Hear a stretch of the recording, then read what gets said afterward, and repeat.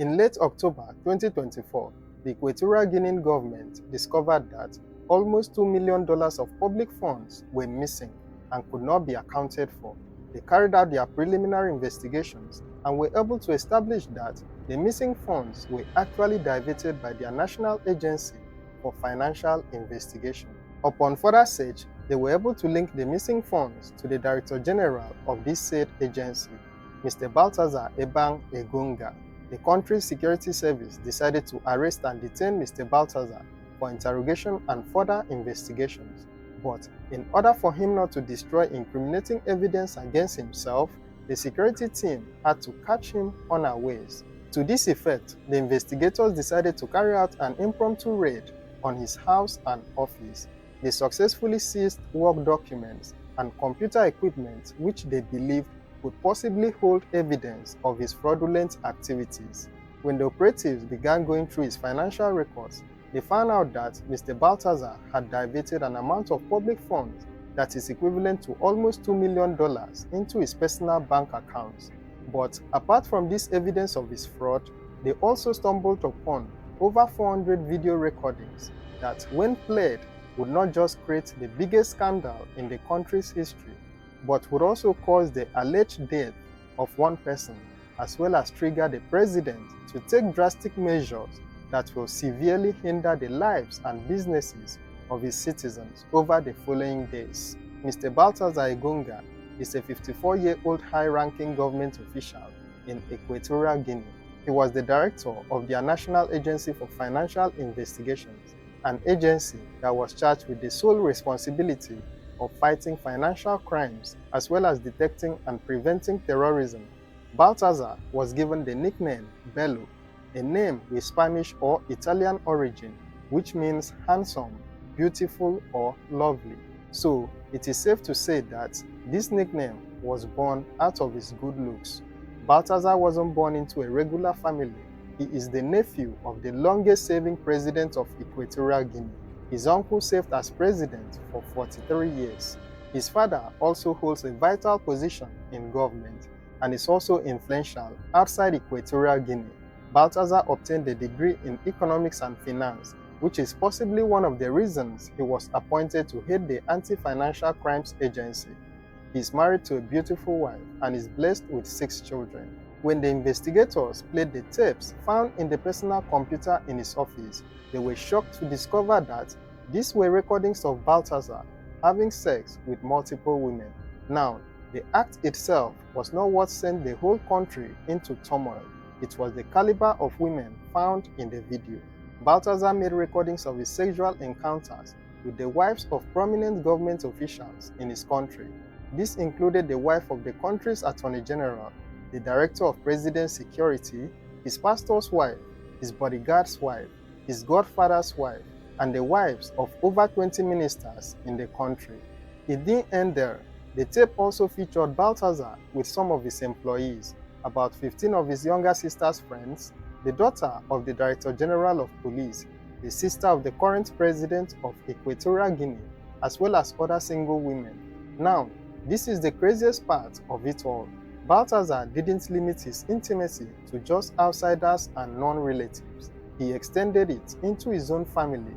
One of the tapes showed Baltasar having intimacy with his uncle's pregnant wife, while another tape showed him doing the same with his own little brother's wife. Now, for the latter, there are reports that 2 of his little brother's children actually belong to Baltasar.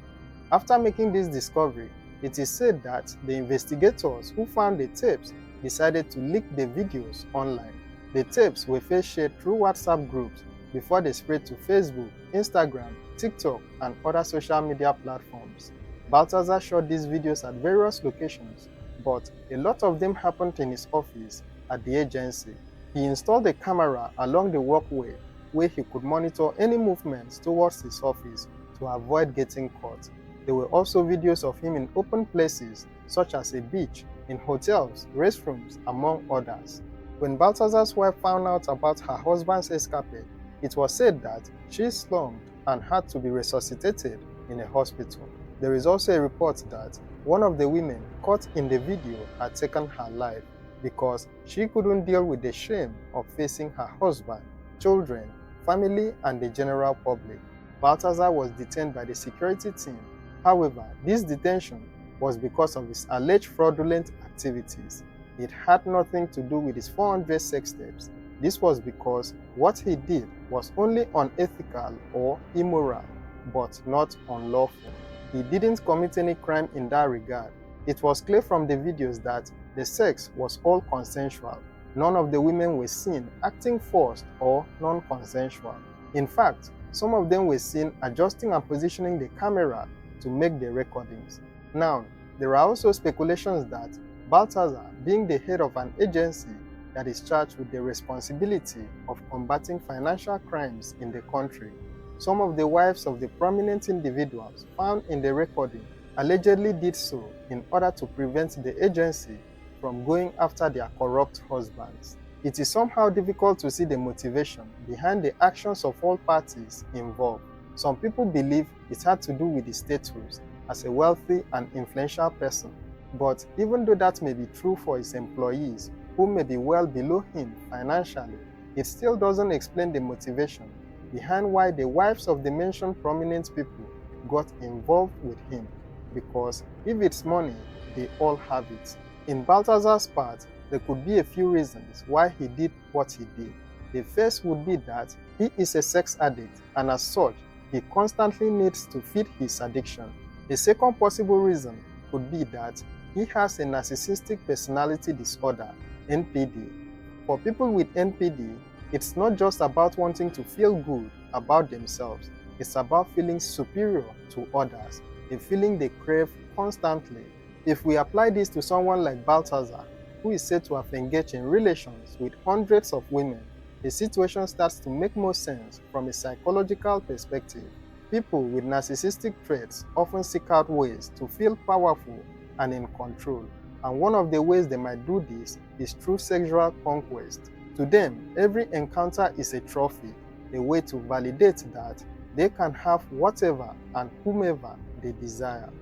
Sleeping with his uncle's pregnant wife or his little brother's wife wouldn't just be about the physical act, it would be a way of showing dominance or demonstrating that he can have whatever and whoever he wants.